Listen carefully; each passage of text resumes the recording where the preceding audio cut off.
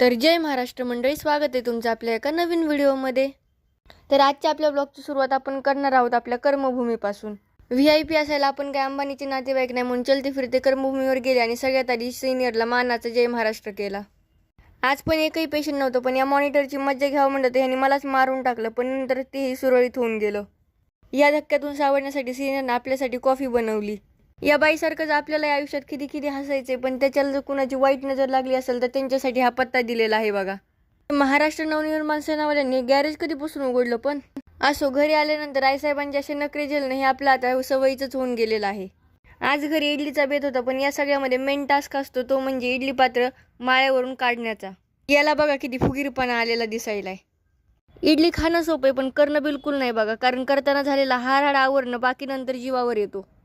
त्यानंतर घरातील छोट्या गार्डनमधले येवलुशे फुलं आपण घेतले आणि आपल्या देवांना वाहिले. या नारळाची तोडफोड करून चटणी बनवावं म्हणलं तर देव पण नाही तिथंच पावले आपल्याला. दिवसभर लोळ झाल्यानंतर आपल्याला कामं पण पडले, ते आपल्याला करेक्ट 4 वाजता लक्षात आलं. माझे डेअरीचे कुटाणे आणि मज्जा मस्ती तर चालूच राहणार आहे. भेटूया पुढच्या व्हिडिओमध्ये. तोपर्यंत खा प्या आणि मस्त राहा. व्हिडिओ आवडल्यास लाईक, शेअर आणि सबस्क्राईब करायला विसरू नका. मनापासून धन्यवाद.